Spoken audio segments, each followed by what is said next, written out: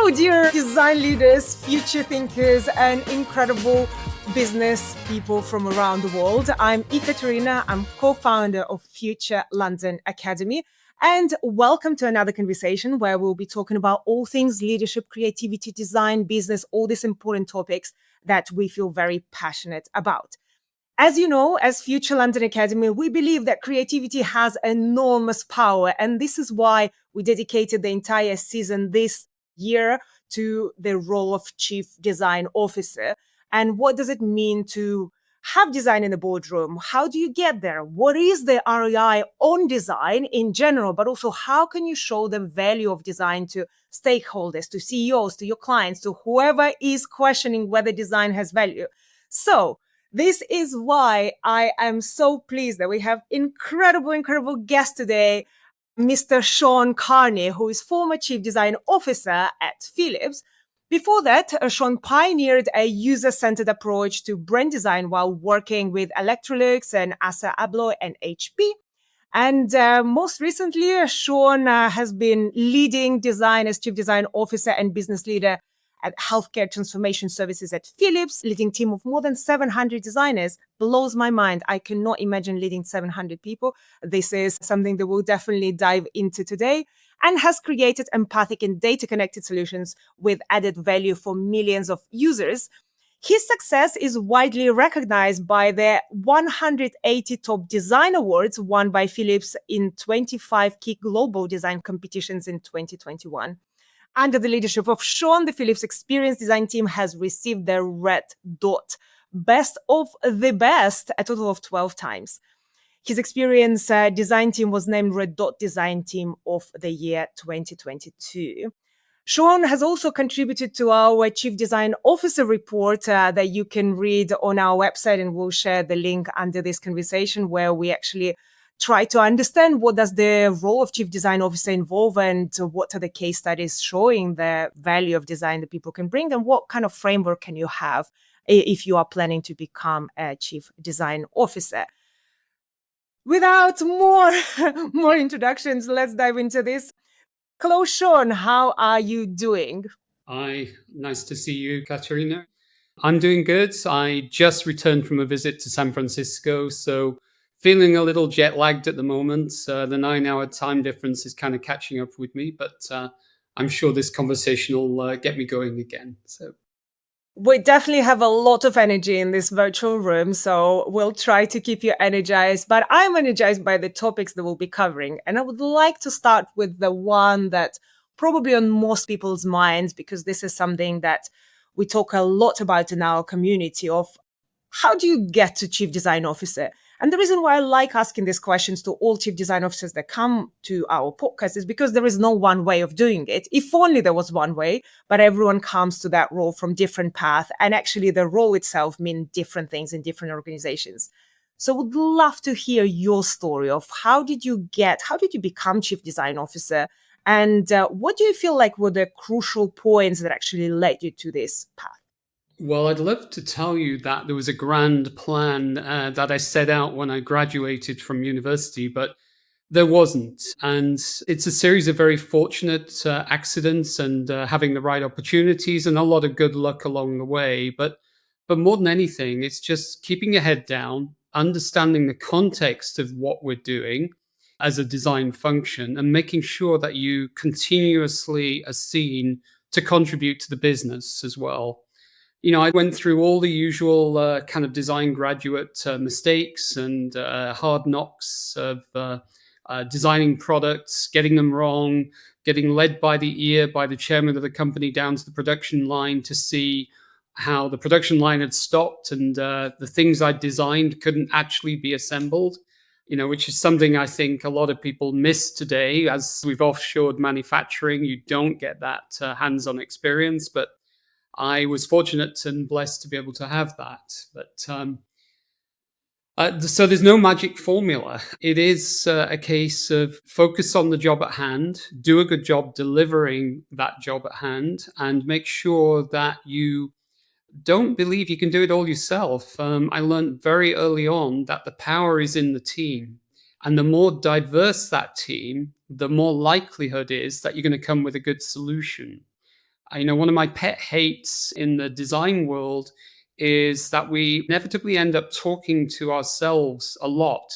A little bit the case in point here, no doubt, that we've got more designers on this call than we have marketeers or engineers or finance or HR. But we often live in a bit of a design echo chamber, and it's really, really important that we break down the ivory tower, we break down the barriers, and we engage with the broader community inside the company. That's the way in which we'll make sure that we help drive better solutions. So, on that note of understanding the broader context of the company and understanding how business works and having all these skills, again, it sounds so easy when you describe it. In reality, a majority of people who do design and eventually potentially become chief design officers or get to these leadership positions only study design. We all come to this profession because we love creativity, we love creating and designing things. And at some point, we understand that this is not enough and we need other skills. So, how did you make this transition from doing things and even leading design team and being a manager? I think this is at least something that we can imagine how you actually lead other designers to actually leading non-designers and leading bigger teams. What was this transition like, and what kind of skills you quickly needed to catch up on when you made this transition? Well, I think early on in your career, you realize that no product ever comes to market through only one person's work. As a designer, you're often kind of maybe on point in terms of perhaps how the product looks, how you interact with the product, the experience. But again, you've got to build that, you've got to deliver it, you've got to manufacture it. So it's really key to understand what are the other functions contributing and how can they enhance what you're trying to build? How can they help you deliver the very best quality and get that into the hands of the customers that you're looking to serve? So, understanding how things get built is absolutely key from the beginning.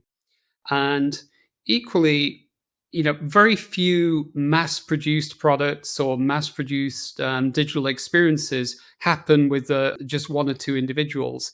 You need contributions from a variety of different, not only disciplines, but other designers as well. So, learning how to get the best out of your designers, learning what motivates them, what's going to inspire them is absolutely key.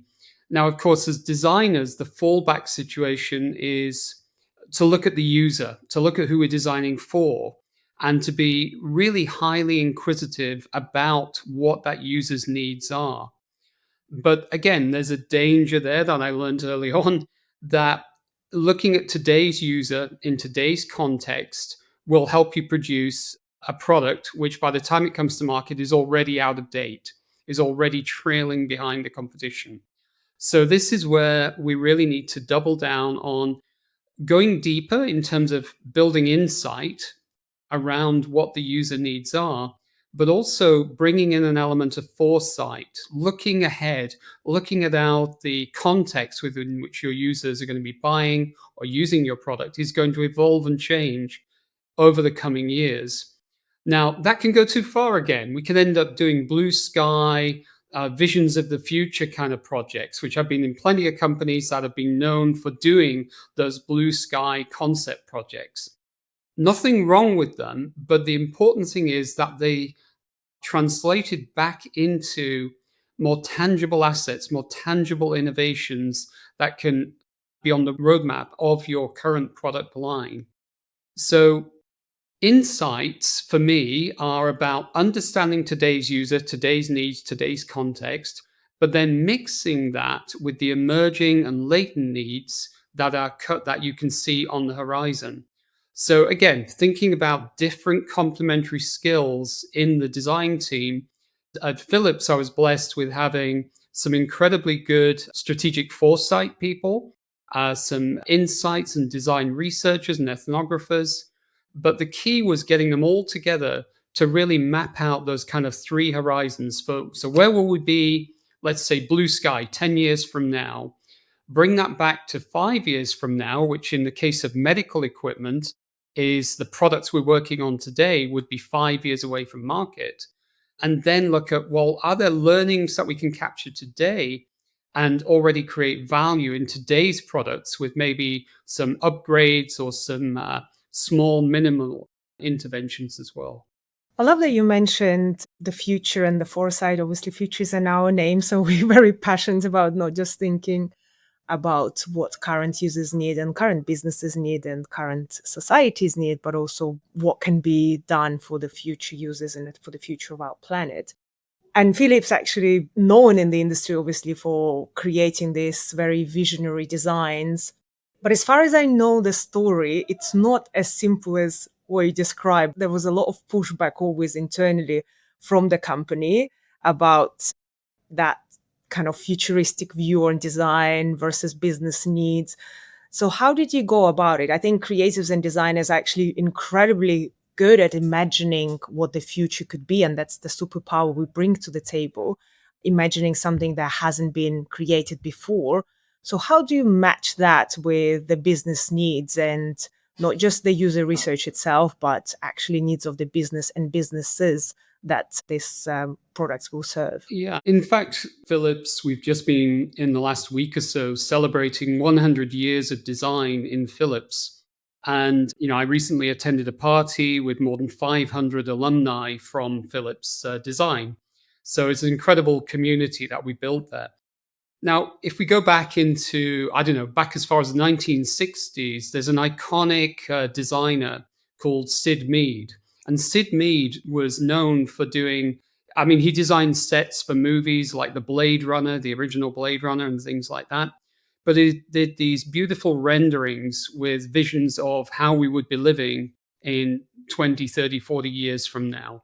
And Philips commissioned him to do a whole lot of that. And yeah, thank you. I saw Tron on there as well. So have a look at Sid Mead if you haven't done it, and you'll be blown away with some of it. But if you Google Sid Mead and Philips, you'll also see some fantastic renderings that he produced there. And then my predecessor at Philips, Stefano Mazzano, was also great at creating these visions of the future, and he assembled a great team to do some fantastic conceptual work. The challenge when I arrived was the company was a little bit in crisis. We were losing money. We laid off a lot of people. We needed to create value here and now. And the CEO was new to the job at the time. He was the one who hired me.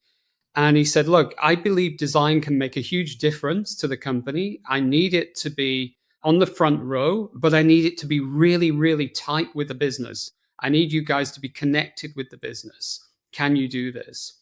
So I built on the back of what Stefano had done in terms of the blue sky concept thinking, but we then focused on a more of the immediate strategy, which was around pivoting the company from being a holding company with a diversified portfolio covering TV, lighting, consumer products, right through to healthcare, to become a health technology company. And so one of the key topics in the health tech portfolio that we wanted to look at was supplying end-to-end solutions to look at different healthcare spaces. And one of those spaces was the neonatal intensive care unit, the NICU. So basically a room that deals with premature babies, very sick premature babies. We got the team together. We had to think about the emerging patterns of care, how care pathways would evolve in the coming 10 years. We spoke to a lot of key opinion leaders about emerging technology and emerging care pathways and what the specific needs of a neonate would be. We then also talked to parents of babies that had been born prematurely and talked about what they needed, what were their problems, what were their issues, and built this NICU of the future. And we physically built this. This was a complete room with state of the art technology, emerging technology, cloud based solutions, touch screens, ambient lighting solutions, all the things you would need to give the baby the best possible start, having had a difficult start, but to help them heal and to get them out of the hospital as soon as possible. So, having built that concept car, we then put 2,500 leading neonatologists and intensivists and invited them to come and walk through this room, interact with the new technology, and give us some feedback. Tell us what we got right, what they loved, and what they hated, what they didn't like. And then we also got parents of people who babies that have been born prematurely, got them to walk through and talk about their experience. What were they missing? What would they have liked to see? We held dinners, we held different workshops around this. And through that, we were able to refine the concept and then create something that was a little bit more near term. Now, what was happening as we was doing this, we were creating demand in the market because the neonatologists, the heads of pediatrics from the different hospitals around the world were saying to us before they left, please call me when these things are available. I want to be the first customer when these things come to market.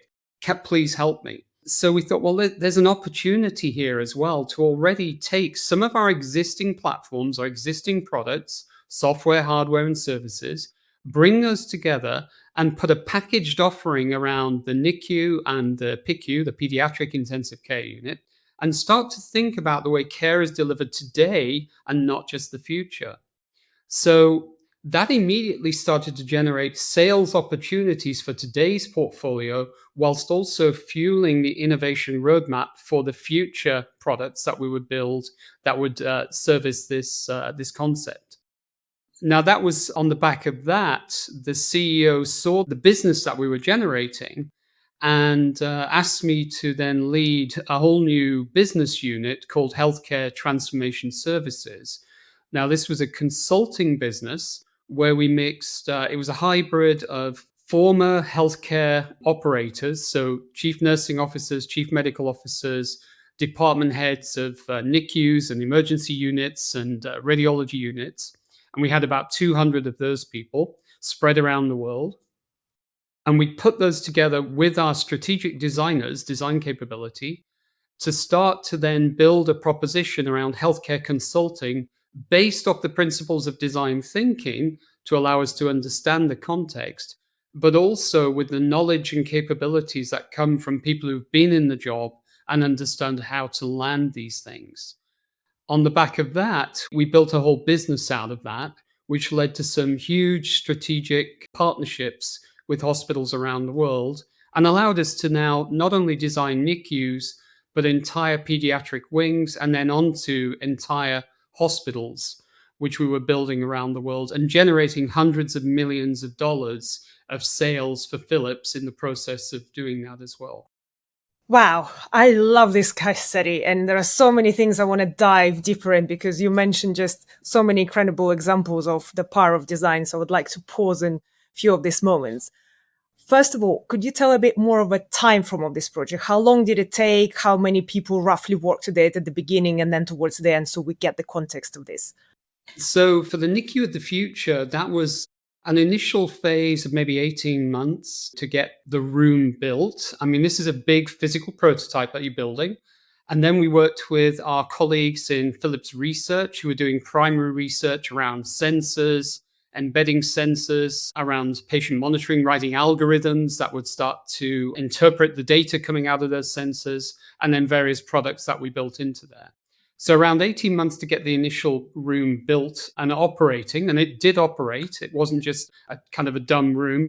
You would walk in, the doors would slide open, Star Trek style, the lights would come up, it would prompt you to wash your hands as you enter the room, it would tell you the status of the baby. Depending on if you're a healthcare provider, it would have one dashboard. If it was the parents entering the room, it would recognize the parents and flip over to a parental view, which would help them understand the status of the baby without scaring them with lots of complex medical data. So it was context aware. So this is ambient computing at the start point. And then the process of cycling 2,500 different neonatologists and intensivists through, that was probably about a year-long process. And then starting to engage with customers, that took longer because, of course, to go into, and we went to a large hospital in Florida, of course, to build this PICU and NICU of the future, to build a hospital. I mean, that took 3-4 years before that was up and running and patients were being seen. Wow, that is a big project.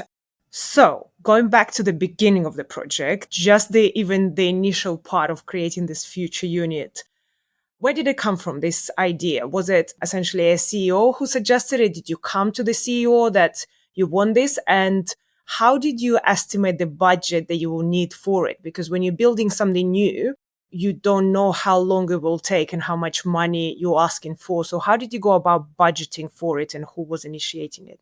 So, I mean, in terms of where to focus and what to work on and where to invest, that was something that we worked very closely with our colleagues in strategy. So, early on when I started, we'd also hired a new head of strategy for Philips.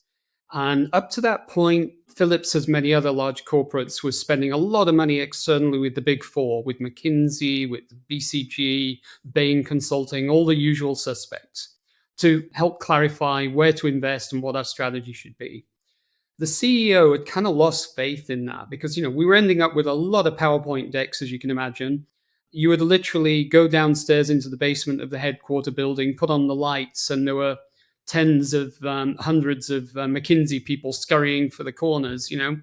He was allergic to that. So he hired the head of innovation from BCG Consulting, a guy called Jim Andrew, who now leads PepsiCo innovation and sustainable strategy at PepsiCo. Jim was fantastic at then building an internal capability of exactly the same kind of profiles, so the MBA graduates, the super smart business thinkers, to come in and start working internally. But the key thing he did was open the door to allow strategic design, to mesh and to work closely with his internal consultants. And together we mapped out opportunity spaces where Philips could leverage its capabilities, its assets, and its positions in order to gain traction and to move the business forward. So we created a kind of a white list of opportunity spaces. These are the areas where we've got capabilities that we can leverage, we've got assets that we could put to work, and our positions from a brand perspective and a market access perspective would allow us to succeed. But we also created a blacklist. These products, these categories, these markets do not fit where we want to go. We may have some credibility to go operate in these markets, but we don't want to go there. And through that kind of whitelist, then we were able to really prioritize and rank the opportunity spaces and say, these are the ones we want to go after. Now, this was all done in the context of we were pivoting from the holding company mindset to an operating company mindset, letting go of lighting. And, Philips is a 130 plus year old lighting company. It was born on the back of light bulbs that was going to pull out of lighting. So this was a huge kind of come to Jesus moment for the people in the organization. There were a lot of people down in Eindhoven, where Philips was born, who were like, this can't be true. Philips cannot pull out of lighting, but we did. And we used the billions of dollars we got out of that sale to now invest in pivoting to become an operating company in the health sector. And that's where, again, it becomes really important that you're clear on your strategy, you're clear on your roadmap, and you know what to build and what to buy, because that's the other way. We don't have to do everything ourselves. We can also go buy other companies and accelerate our development into that space through acquisitions and mergers. Well, thank you for giving more context to this. There are a few things that I love about how you described it. So first of all, there was a big background piece on the business strategy behind it. It wasn't just, we have a great idea, let's do it, it will make us lots of money. There was literally a lot of analysis.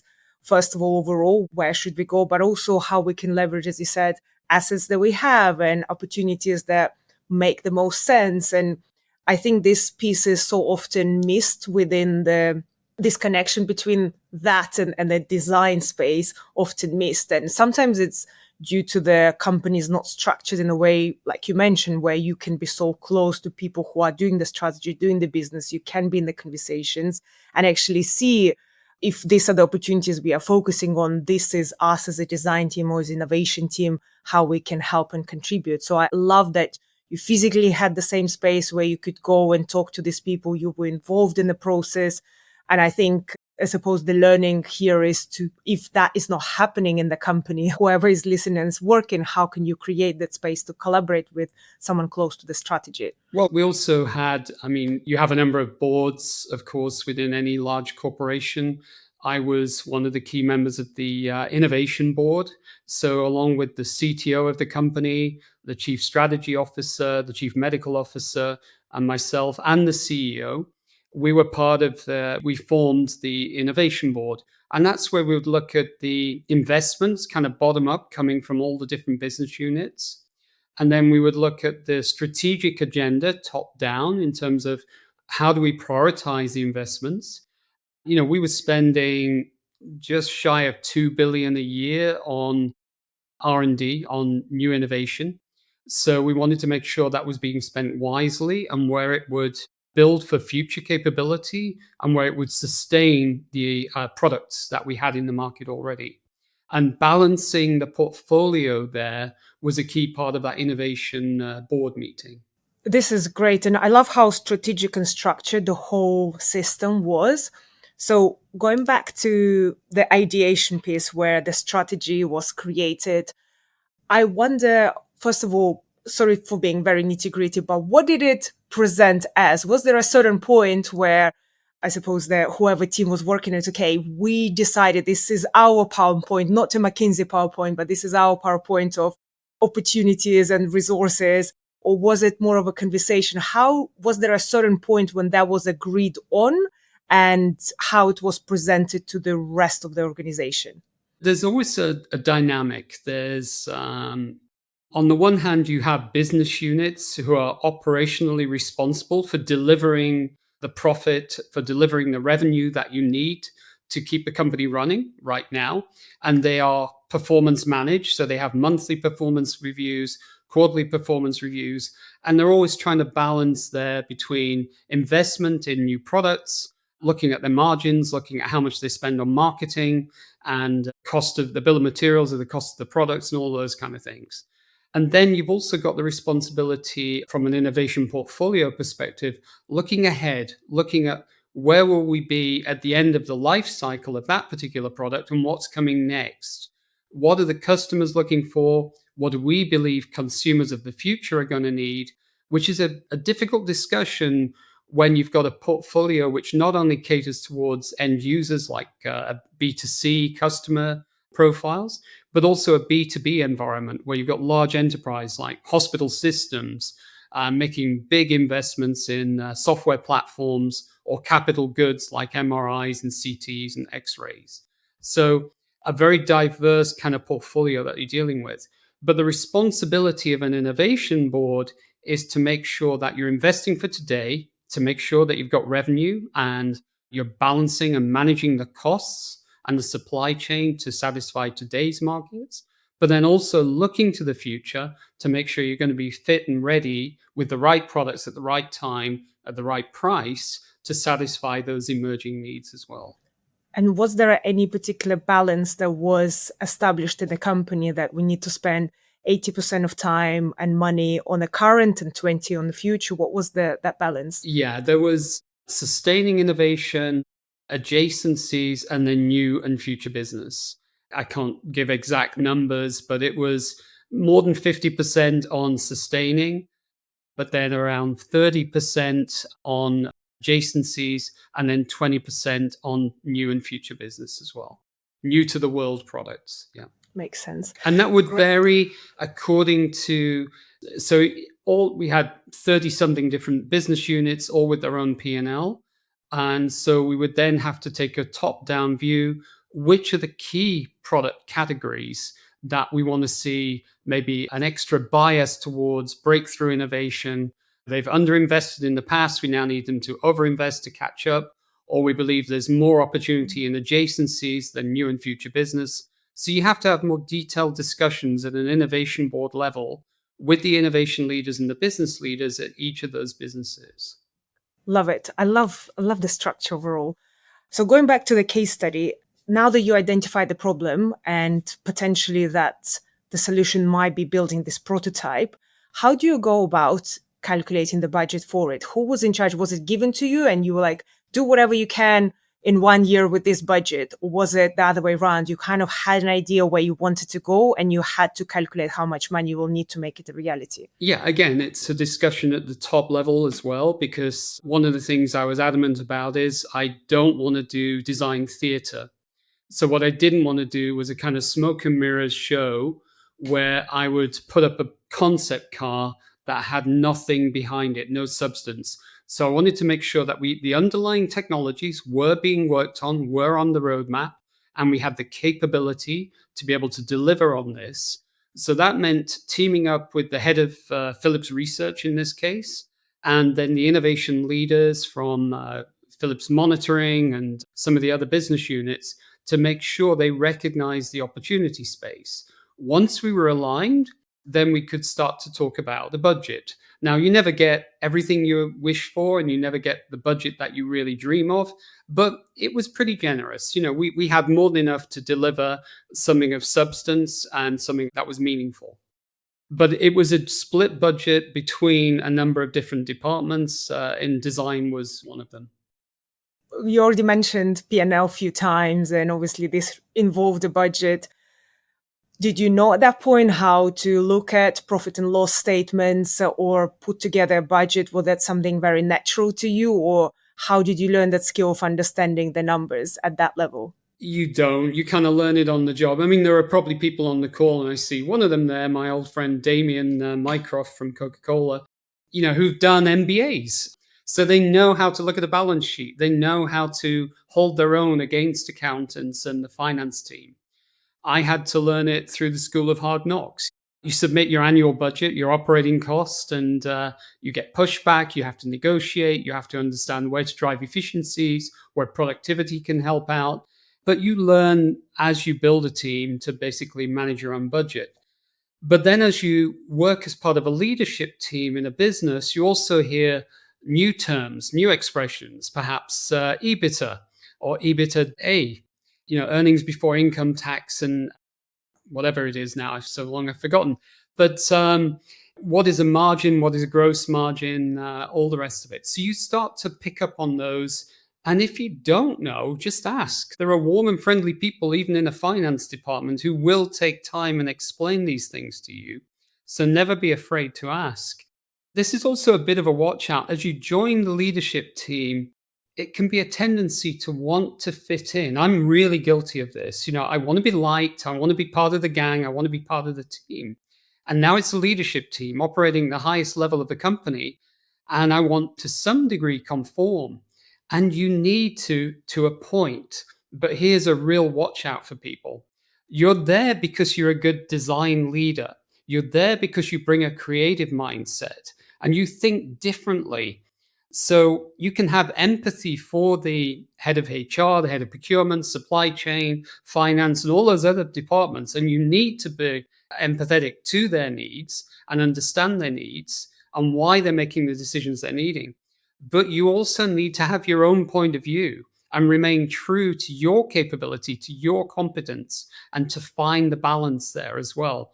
And that's the trick, is to try and walk that tightrope between being true to yourself and true to your team, because you're there to represent the function of design. And hopefully, you're also there to advocate for the user and to speak in terms which help other people understand why you're so bloody minded about this particular detail. But you also need to understand why people are pushing back. It's not because they're being obstructive and they don't like you. It's often because they've got challenges in delivering that as well. So if you can find ways to empathize with them, understand what's stopping them embracing your beautiful, big, creative idea, then you'll get some support. But it is absolutely tricky. If you have an opportunity to work with a business school, to maybe do some part time lecturing or some teaching at a business school, I would say go for it, because you'll learn things. If the company is willing to sponsor you in doing an MBA, absolutely go and talk to them and get that input. Probably the right time to say that we as Future Learning Academy have MBAs specifically for design leaders. So if anyone is interested, we do have. I'm not going to bore everyone with the details. You can find it on the website. But we believe that design skills are not enough to be at the C level, and business skills is very much will get you more influence, and also just more fun collaborating with other departments. So it is so important. But going back to your case study, I still want more details about certain things because I feel like the devil is always in details. It all sounds very good when you kind of have these big brush strokes of how things happen. And when we start trying it ourselves as design teams, as design leaders, we see so many obstacles on the way. So would love to hear a bit more about your story as well. So, and one part is about measuring the impact. So one thing is you have the budget, you have this vision, and let's say you've even convinced whoever the business team or the CEO that this is needed. Now you need to deliver on it. So first of all, were there any KPIs or KRs, goals, anything set for this experiment of the year that you need to hit to show that you're actually delivering the value? How did you track them, and what did you decide was important to track overall? Yeah, I mean, obviously, as a leader of a total design function, and we had more than 800 designers at this time working out of 16 different studios around the world, working across hardware, software, services, and a whole bunch of things. But in this particular case, with this kind of healthcare transformation project, so we built the concept car. We'd had all these customers cycle through and tell us how much they loved it. And then we'd had customers coming back and saying, when can I buy this? When can I build this? Can you help me as I envision my new facilities? We saw the business opportunity in that. And so we made a couple of acquisitions. We bought a company in the US called Blue Jay Consulting, who were a specialist in emergency room consulting, helping US based hospitals do turnarounds, reduce patient waiting times, and reduce length of stay and things like that in a hospital. So we got these great consultants with this great capability. We then made another acquisition called Hospital Integrated Planning Services, HIPS, which was a bunch of architects and interior designers who could do BIM modeling of buildings, of hospitals. It's a building information management system, so BIM models. So we would build digital twins of the hospital. Then we would do integrated planning within the hospital to run virtual prototypes of throughput and show the value that we could create. And through that, we built a business proposition, I guess is what I'm getting to. We built a consulting offering where we could take our concept car and now offer it up as a complete end-to-end bespoke service in terms of designing, building, and planning your pediatric intensive care unit. And that really got us started. We also did projects in parallel with the radiology departments at some of the key hospitals in the US, and then started to look at how we would globalize this offering. Now, as soon as we did that, we had a P&L. So we had to show that we were profitable on the consulting services. And this is in parallel to my day job as a chief design officer. So we're running this as a consulting offering. But the key there was that the CEO was a major sponsor, and he understood from the beginning that we were never going to get rich just selling consulting services. But what was interesting from a Philips hardware perspective and services perspective was the opportunity we created. If we were designing and planning a hospital, it was easier for us to then sell in Philips equipment like MRIs and CTs. In one of the very first projects we did just outside of New York in Hudson Valley, we designed a complete ambulatory care facility, including new radiology wings and virtual ICUs, telemonitoring centers. We ended up signing a long-term strategic project worth 800 million US dollars over a 10-year period. Now, when the CEO saw that, he said, well, how much was your consulting revenue? And it was a couple of million. Now we have this $800 million long-term strategic project. I said, okay, go do more of those. Find me more of those LSPs, those long-term strategic partnerships, because that's where the value creation comes for the business. So I ended up with targets from the CFO in excess of $1 billion US dollars in terms of equipment pull-through. Not that I was selling $1 billion worth of equipment, but I was enabling our businesses to get contracts to a value of $1 billion. it took the pressure off, does design add value? Because we were adding value, we were adding significant value.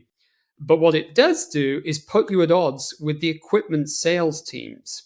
So you win on the one side, and then you immediately run into resistance with the guys whose job it is to regularly sell equipment because they saw us as taking their commission.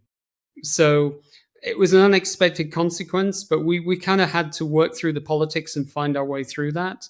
Yeah, that was a challenge I wasn't equipped for, but we got there in the end. And how did you resolve that tension? By showing them that the process by which we engaged with these big strategic B2B partners, the healthcare providers in this case, that we could codify that as a way of engaging as part of the sales process. So we brought design thinking into the sales process.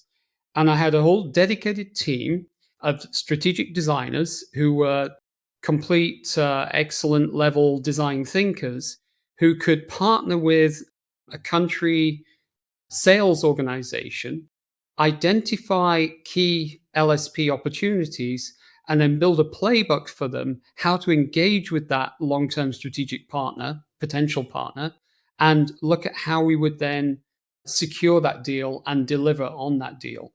So there was a whole branch of my strategic design team who were dedicated to following and tracking with the LSP partners. And I assume they would still get the commission from that process.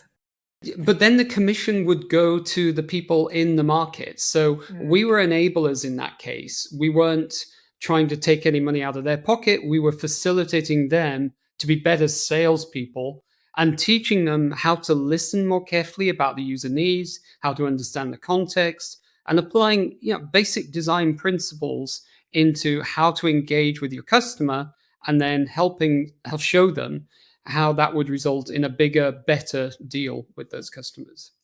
There are so many interesting things in the example that you shared. So, first is we talk about ROI on design and the value design can bring. And it's always the best way to think about how you connect what you do to the revenue is to be as closely connected to revenue as possible. So, thinking how you can increase the revenue as a design team, as a design capability, or as a designer, or as a creative. And I feel like the example you're sharing is literally as closely linked to sales as possible because literally you were enabling sales. So I think if any designer ever questioned how they can influence more in the organization and how they connect their work with the impact, understanding how they can be as close to revenue as possible, how their work can be as close to revenue as possible is a great hack overall. What I also love about your story is that this example showcase so many different values that design bring. On one hand, design has this incredible capability to visualize some strategic things that otherwise might not be seen. So again, salespeople were, I'm sure, saying all the same things of how if this unit exists and if you buy all of this equipment, it will be so amazing for your hospital. But words and whatever PowerPoint decks sometimes is not enough. Sometimes it's physically seeing the space and having the prototype and having the workshop and having this different way of explaining something that is intangible and making something that's intangible very tangible actually facilitates people understanding what you're trying to do. Well, the other part of it was, as we build out this kind of consulting proposition, we said, wouldn't it be great if we could have real time data to be able to validate the insights that we're getting from talking to patients and talking to clinicians? So we built a system of real time tracking location where we put sensors around, let's say, a radiology department, and then we could track movements. Now, remember, I'd also bought this hospital integrated planning team. So we had a virtual three-dimensional model, a digital twin of the department, now with embedded sensors in there. So we could track movements of patients, clinicians, and then we could run predictive models, predictive algorithms to say, well, what happens if that MRI goes down for service? How am I going to distribute the load across the remaining devices? Or if I were to add another room with another MRI, another CT, how much more throughput could I get? And then if we put a cost per patient, cost per study, cost per intervention across that, how much more revenue would that generate for the hospital? So you start to be able to model different outcomes based on data. And it's data that you've accumulated from their hospital. And with the predictive algorithms, you can actually model all of this as well. So that, meant as a design function, we had to build a capability around using data as a creative asset, as a creative tool. So that was another investment in building design capability for a future need. Now, whilst we were building that for the hospital planning and hospital integrated services, we were also leveraging it on, let's say, more regular products like toothbrushes, powered toothbrushes. So, we also had a huge business, powered toothbrushes with the Sonicare brand.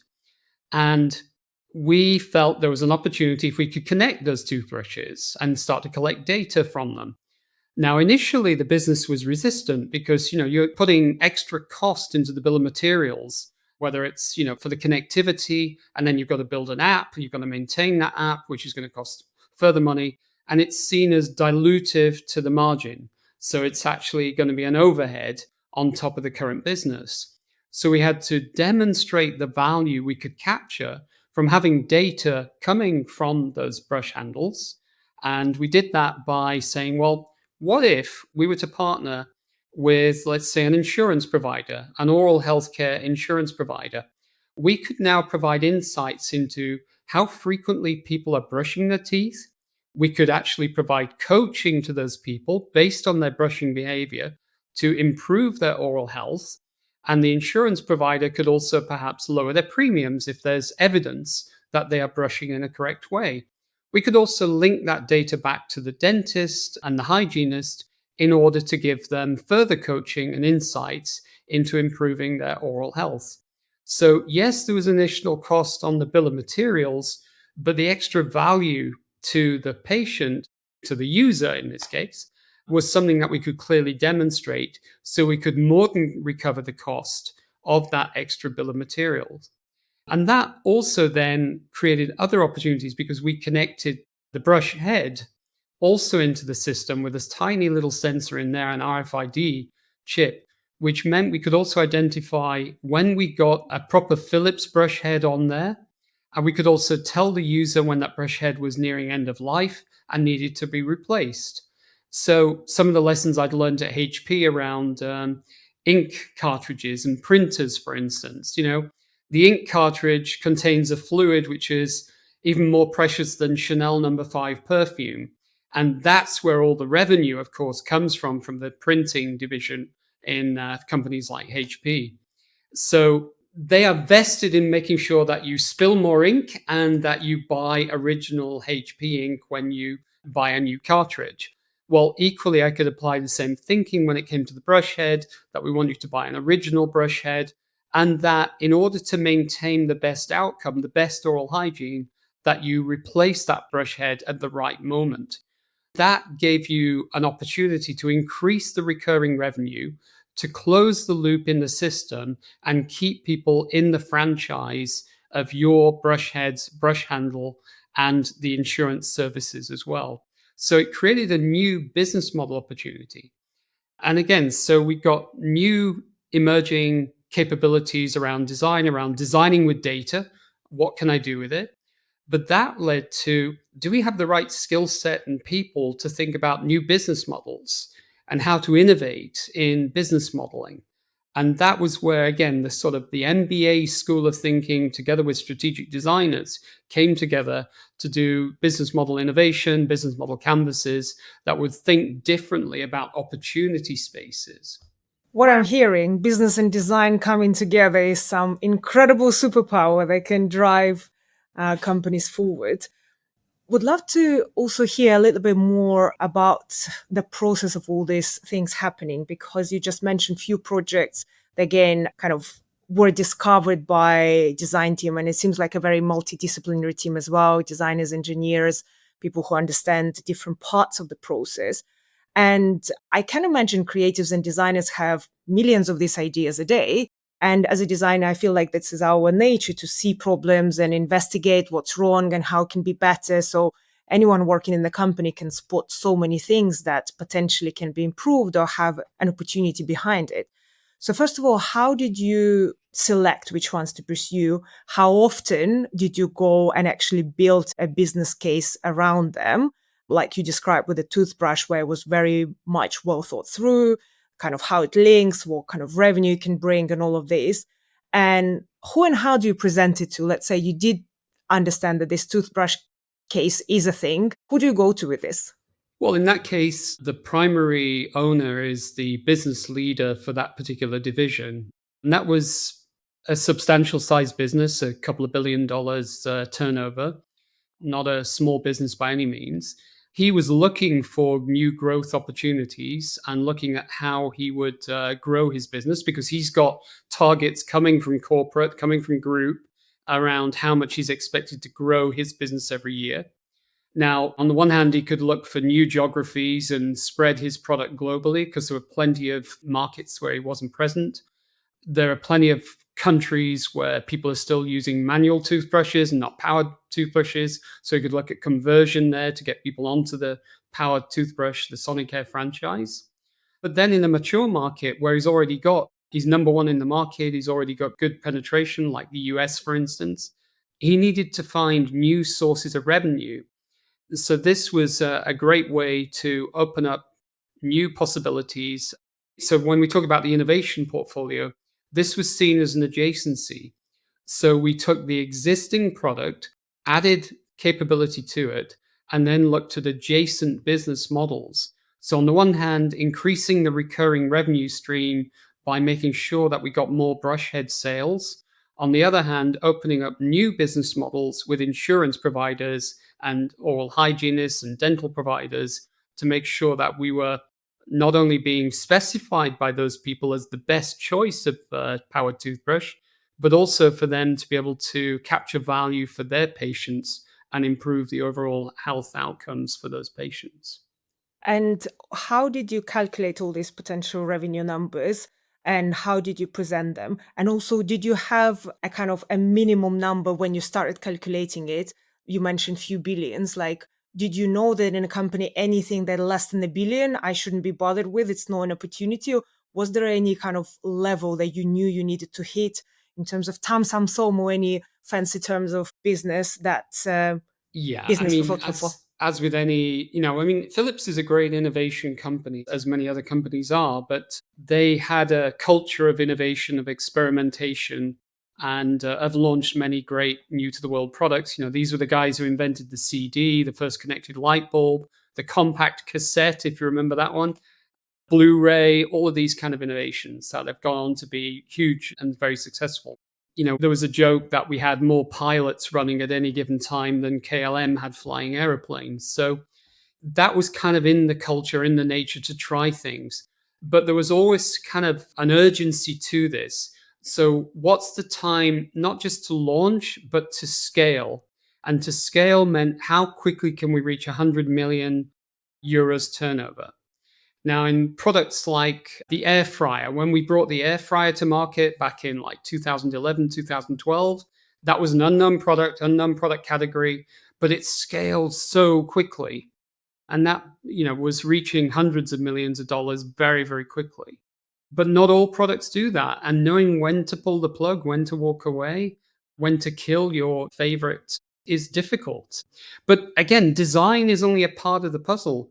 You do this together in an integrated manner with lots of other people, with design, with strategists, with marketeers, of course, supply chain, logistics. You need a lot of people coming together to get this kind of work done. I love that you mentioned failures because that's what I wanted to learn more about from you as well, because not every experiment goes well.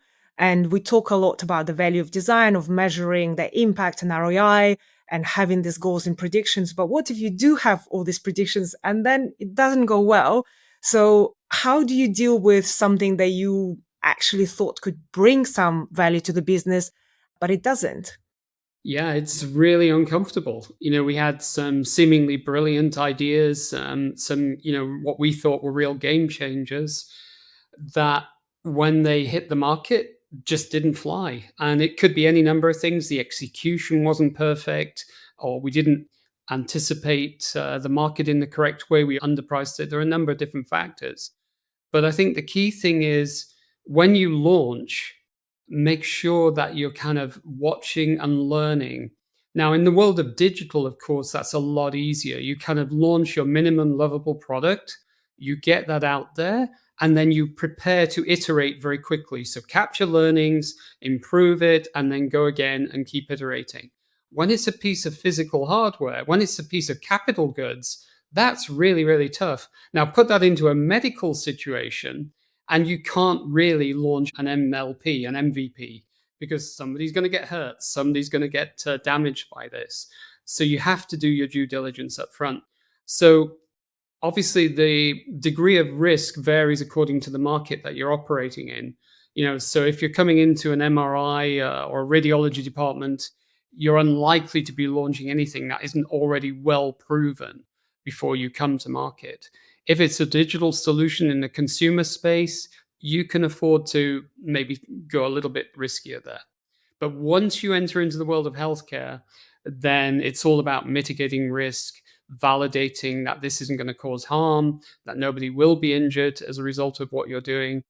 So, of course, you've got to be a lot more careful. I can only imagine how difficult it is to design in a healthcare space where you're right. On one hand, you need innovation and you constantly need to innovate and push the industry forward. On another hand, as with any innovation, there are so many uncertainties and unpredictable things that navigating that must be incredibly hard. Would like to pick an easy example, and let's say it is not healthcare, but something you do launch to the market.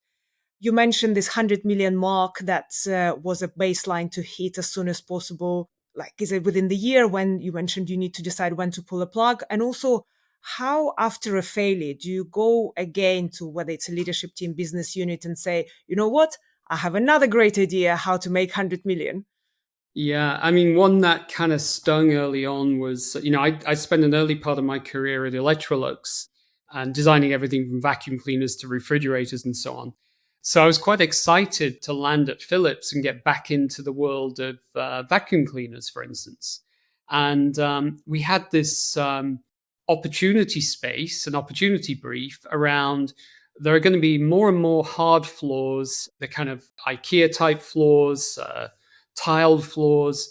People in the south of Europe tend to have tiled floors and they mop their floors regularly.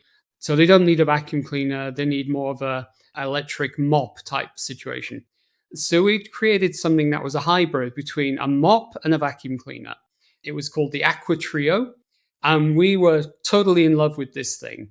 It was super smart. It had rollers spinning. It had foam coming down and cleaning your tiles. It sucked up the dirty water and all the rest of it. It was perfect. The problem was that it just didn't work. So we had a beautiful design. We were winning design awards with it, but we launched it into the market and we immediately started getting complaints and like 2-star reviews, 1-star reviews. But you know what? The business was so in love with it, and we were so in love with it, we just kept pushing this bloody thing out. And it was only the intervention of the CEO of the consumer business who said, you know what? We are eroding the brand. We're damaging the brand, continuing to let products out into the market with a 1 or 2-star review. So he asked for my support at that point, and we did a quality day. And quality in many people's mindset is where a product breaks, a product fails, something goes wrong with the product, and you have to return it or you have to get a spare part and so on. But product is also in terms of it didn't the needs that you led me to believe it would satisfy. So we told people this thing will mop your floors in a clean and efficient way, better than anything you've ever seen before. And it just basically didn't do that. And so we were getting these negative reviews. So we had a big deep dive, a whole day where all the businesses came together and we talked about actual quality and perceived quality and the damage this can do to your reputation and to your brand. And I brought in speakers. I brought in some friends from BMW, for instance, to talk about brand and why quality matters and every touch point matters. So whether it's the service people, the interior of your car, the exterior of your car, the engine, the way you service it, all of those things. So those guys were great. They really helped me get the message across. We pulled that product from the market 6 months after launch, recovered all the stock, and basically stopped the business. Now, about 10 years later, the business has spun out of Philips. It's now a company called Vasuni and does all the Philips domestic appliances. They've just launched a very similar product, but this time they've engineered it in a way that it does work. So I'm interested to see how quickly that product scales in the market and if it will reach that 100 million threshold as quickly as it needs to. Such a wonderful story. When you were telling it, I could see how much passion and love you put into this product with all these lovely elements. And it is very hard to admit sometimes that what we imagine could be a great thing actually doesn't work. So, But I mean, that's the thing with designers. We fall in love with our concepts, we fall in love with our products. And for other people, it seems really strange that you could talk so passionately about a steam iron or something like that. But we do. We really do. We care deeply about these kind of products. and I think that's beautiful. I think this is one of the rare professions where we actually enjoy what we do day to day and can actually make a difference in life. So I think it's a good thing.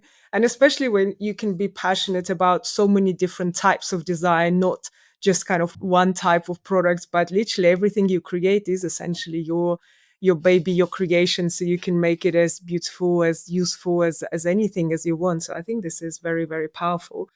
To wrap up on the conversation about REI and all the numbers, it sounds like at Philips and other companies, or most of the companies that you worked at, there was this culture of believing in design and believing in experimentation, believing in that innovation and design as part of the innovation can bring extra value, which is incredibly powerful and empowering for design teams, but unfortunately not the case for all companies.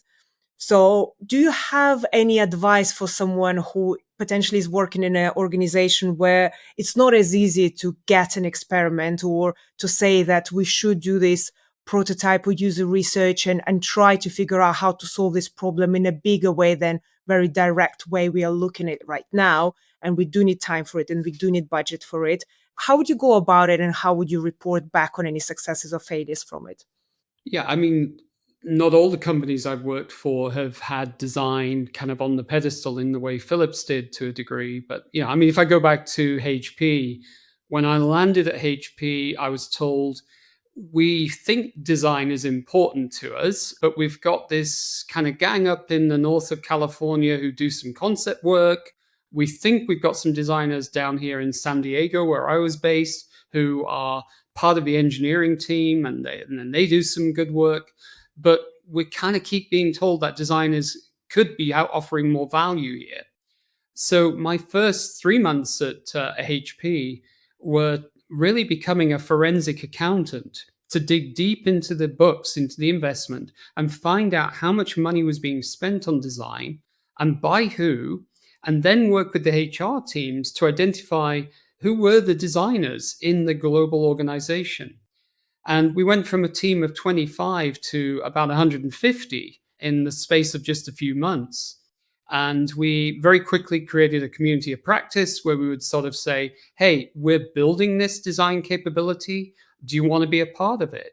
And start to pull people in towards us.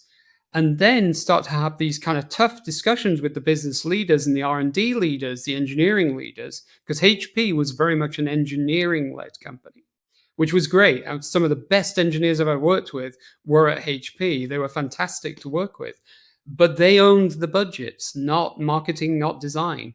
So you had to have these tough discussions about how I can help you get more for the dollars that you're investing in design by putting it together as part of a strategic roadmap, a strategic plan, and understanding where you're investing in new platforms. And we can look at how we can get the maximum value out of those platforms by creating the right product categories, the right product range for the customers that you're servicing. Now, that was quite a journey to get that conversion, but that we did get there in the end, but only by showing the value that we created. Now, along the way, I have a Steve Jobs story here because Steve Jobs actually helped me on that journey inadvertently. About 8, 9 months in 2008, Jobs had called Mark Hurd, the CEO of HP at the time, and said he was really disillusioned with the printer experience. Now, remember, printing was a 30 billion plus business unit within HP, and that he was going to discontinue printing as an option in the next release of the operating system. Now, this was quite a threat, and this really put a scare amongst the senior executives because this was worth upwards of $10 billion a year in ink sales. Because guess what? Apple users print more than regular MS users, and they tend to print a lot of colored documents, large format documents, and things like that. So to think that Apple wouldn't be supporting printing scared the hell out of everybody. So a group of us then were invited up to Cupertino to sit with Jobs and his team while he told us how much we sucked and that the experience was just awful and not worthy of being in the Apple ecosystem. And the CEO said, well, how do we fix this? And he said, listen to these guys, listen to him, listen to your designers. They understand the experience. They know what you should be doing. We were tasked then with putting a skunk team together to create a new to the world product. So a product that would be worthy of going into an Apple store with the right fit, feel, finish, and materials on it. But more importantly, to find ways in which you could get a seamless experience between your design on an Apple Mac and the printer. So basically get rid of the clunky print drivers that we'd had. Anyway, the long story short, what came out of that was AirPrint. So if there was any HP device sitting on your network, your Apple Mac would find that printer and would print without any print driver downloads straight to that device. We translated that into the iPhone, into the iOS as well. So again, if you find a HP printer on your network, you can print your screen directly to that printer. So we took the new printer. It was a HP Envy for the nerds amongst you. We copied without any shame the material, feel, and finish of the Mac PowerBook, put real glass rather than plastic. Interaction design was also using the HP carousel design that we took from the Palm. And then we gave it to Jobs and we said, well, please try it and give us the feedback. Anyway, he liked it, he adopted it, and print stayed in the operating system. So we saved design and the experience, saved HP billions and billions of potential lost revenue there. So it was a great year for design. My bonus was very good that year. I was really happy with that. And I'm really happy that you still find print on the Apple operating system today. Wow, the true power of design can transform any company. Brilliant, brilliant story. You already mentioned that big part of it is obviously understanding the business and becoming more literate within the business terms so you can collaborate with other people. But on the other hand, not losing that thing, which is creativity and design and imagination and everything you actually do bring to the table. How do you cultivate that within yourself, not to lose the sight of creativity? And how do you bring it physically to the boardroom? What does it mean to actually show design in its pure form to the rest of the organization? So I think, often what I found at board level meetings, at C-suite level meetings, they're focused on the spreadsheets, on the PowerPoints, on the numbers. And getting a physical product or getting your even digital product in front of them, letting them actually see it, get them to use it, get them to experience it, give them hands-on onto these products. If it's a room, walk them into the room so they can actually feel the ambience of the room itself. But it's really important you get them to experience that product. And if you do that, then there's a pretty good chance you're going to start to get a conversation going with them and they'll get excited about the product. When I first landed at Philips headquarters in 2011, as it was a drab and dreary place. I come from HP in California. It was an engineering culture. We had prototypes all over the place.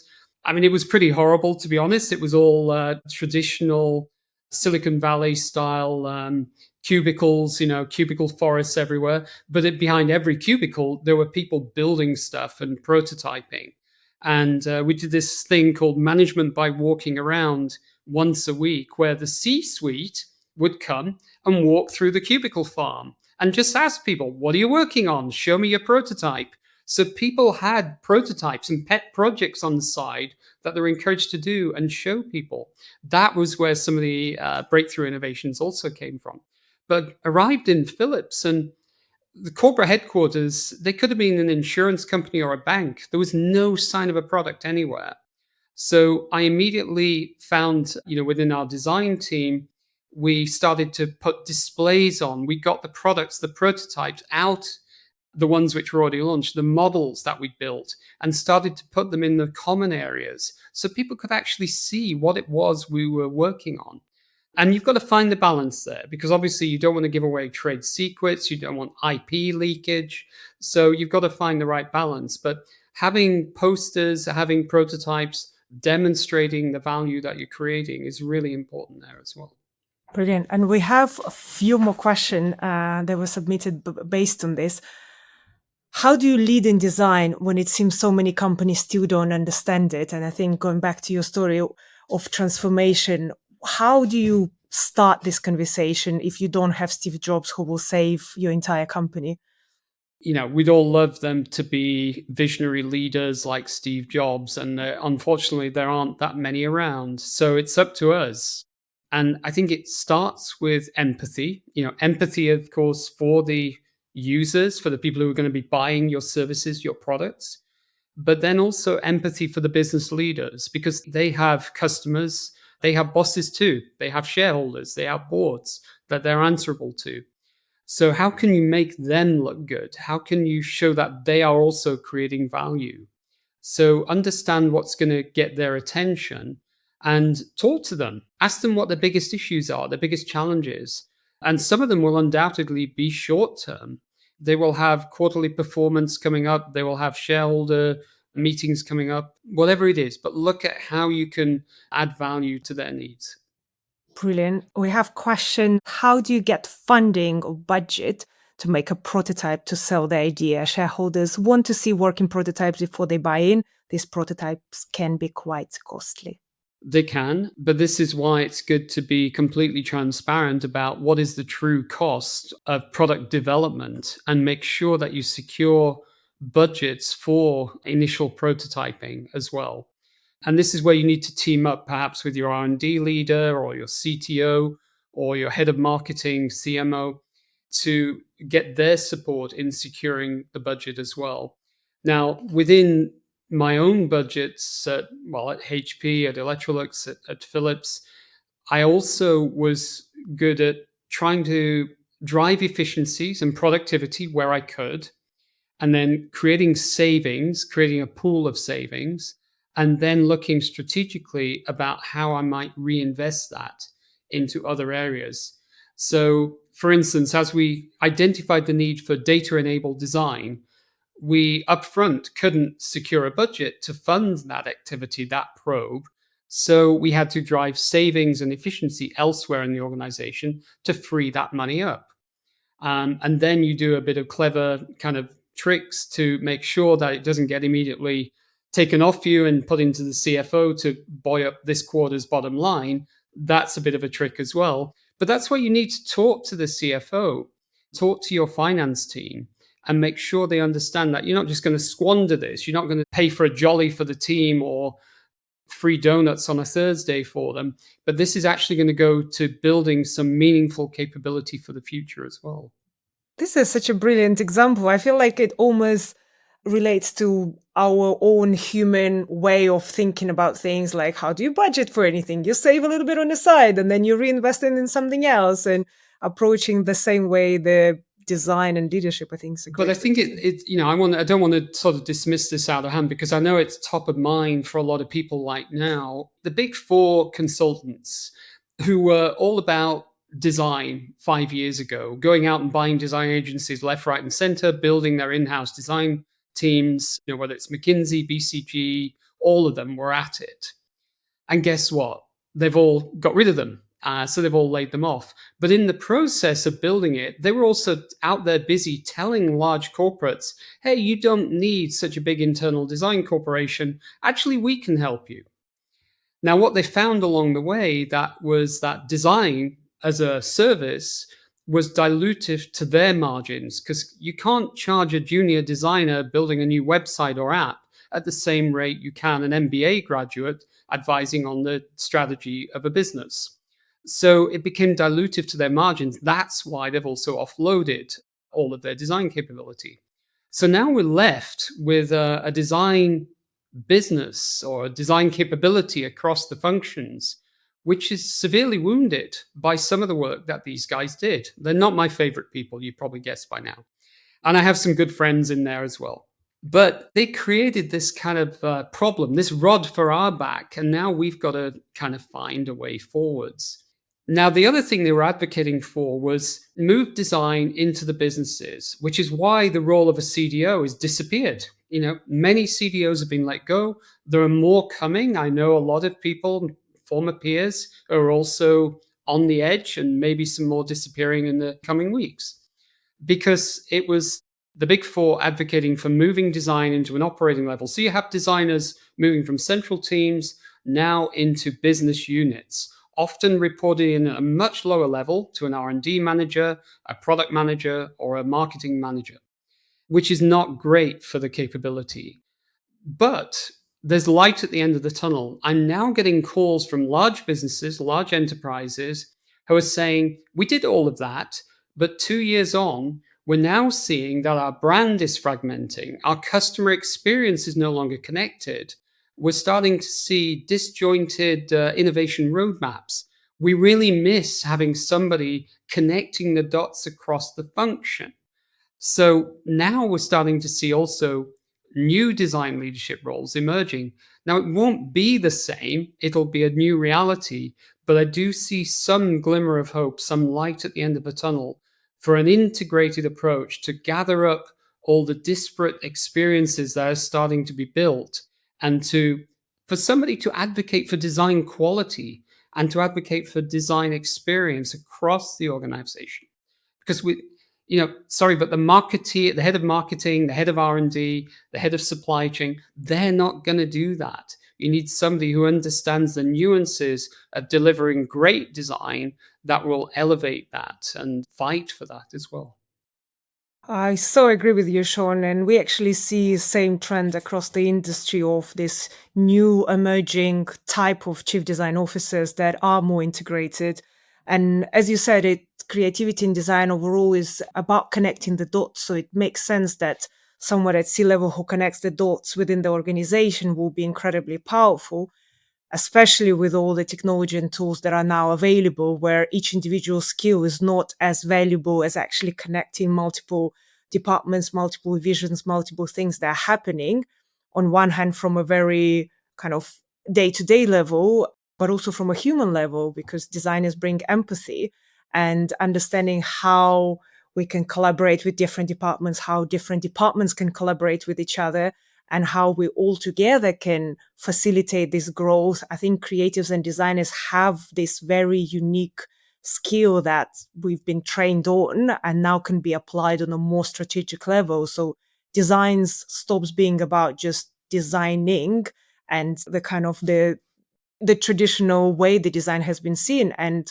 it's more seen as a big capability that is more strategic and can create new opportunities for the business, can connect different parts of the business, can bring new ideas, and also sustainability and inclusivity and ethics and everything else that businesses are missing, because no one looks after that capability at all. That's the beauty. It's one of the softest skills you learn as a design leader is, designers are bloody hard people to work with. The best designers are creative. They go the wrong way. They think divergently. They don't want to conform. They will challenge.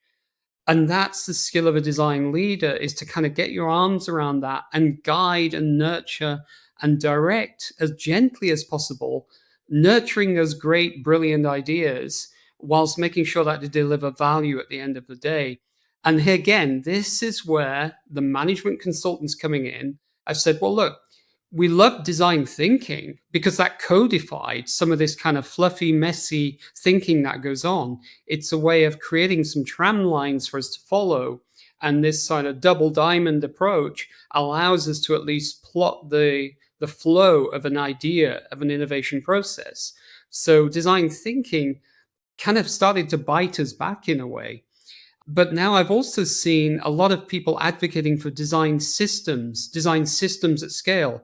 I've been there, I've done that. I built the design language system at Philips 7, 8 years ago.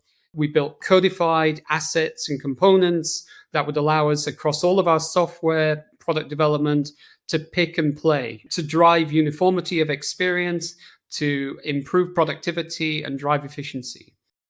But the downside of that is you become lazy. You can plug and play. And then why do I need design? Because actually now I've got a component library that's already built. And now I can literally assemble Lego block style any number of different interfaces. Now, is that really what the user wants? Is it right in every context? Where's the quality? Where's the love? Where's the desirability? That's becoming an issue. And so I think what we'll get is more, if we don't find a way of navigating this design systems discussion, we'll end up with very Me Too, mundane, functional, yes, but engaging, no, software and systems. So I think that's a real watch out for all of us. Don't fall in love with your design system. Make sure it's there, make sure it's robust, but continuously challenge it, continuously advocate for the user, and think about how to create that lovable, engaging experience, because that's what will create value in the future. 100% agree with you, Sean. I do believe that I think creativity overall in design thinking, not as a methodology, but design way of thinking adds so much value beyond just systems and beyond kind of thinking in a very linear way. And we should not forget, as creatives and designers, that's what we bring. We bring imagination, we bring disruption, we bring innovation. And this is needed more than ever, I think, in the industry that we work now.